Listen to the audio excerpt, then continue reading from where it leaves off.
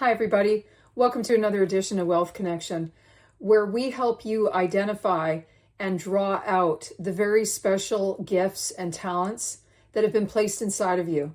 I'm so excited about this topic because this gives me encouragement as well as many others so that they can start developing their special gifts, their talents. This also helps them grow and learn about what they can maximize in life, what brings them joy. You know, what do you really want? What brings you joy?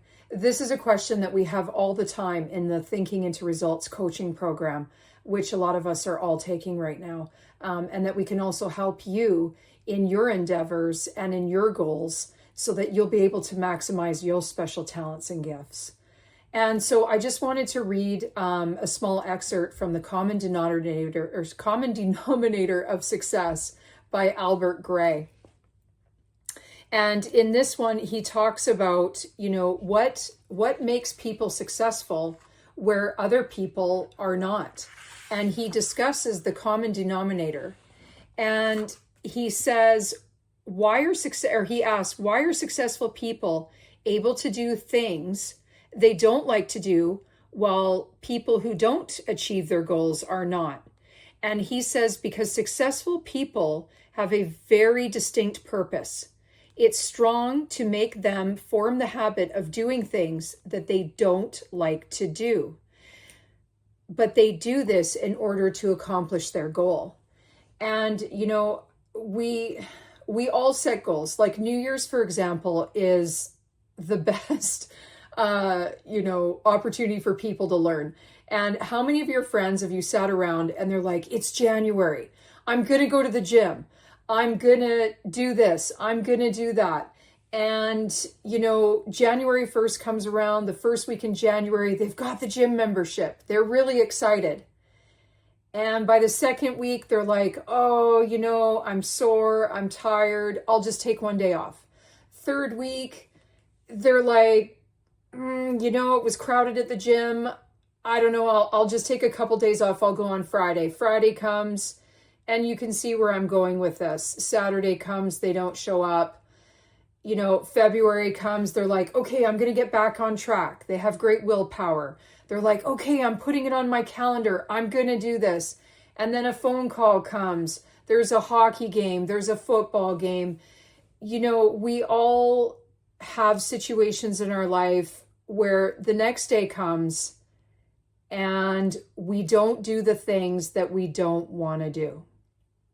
And I get a lot of clients that come on and they ask me, how do I stay motivated when these situations come up that I don't really want to do? And willpower, unfortunately, is not enough. If you've known anybody with situations where they struggle, say with shopping or food or any of these things, it's not about not having willpower. We all set goals and we all want to accomplish them. But goals we want to achieve the result, but what we want to do is grow. And when we set a big goal, we need to move into the type of person that we need to be in order to achieve the goal. And I know for myself, I've set really big goals. And before in the past, I didn't really understand that I needed to create the identity in order to move and become that person.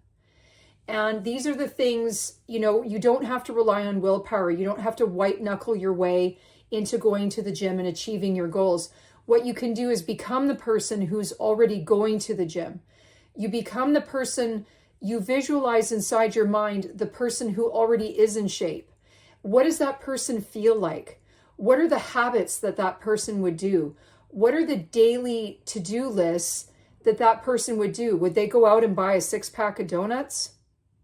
No, probably not. Would they sit around and watch a movie and eat a bag of chips? No, probably not.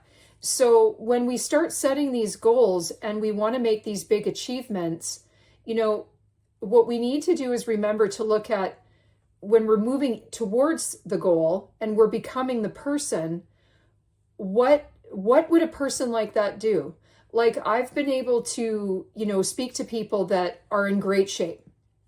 And they all say to me, you know what, we're up at 5.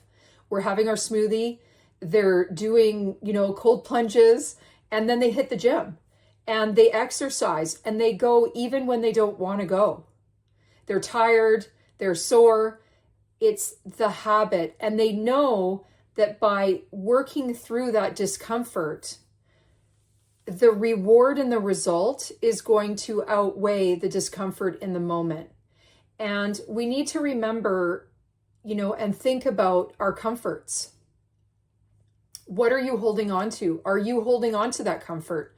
Are you ready to get uncomfortable? And being uncomfortable means we're going to stretch and we're going to grow.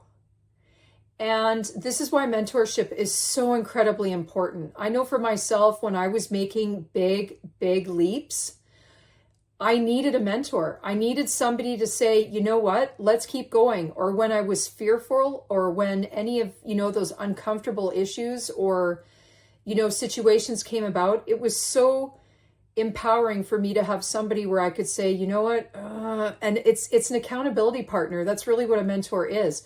A mentor will keep you accountable to yourself and will help identify those blocks where you start to get stuck and you slide back into the comfort.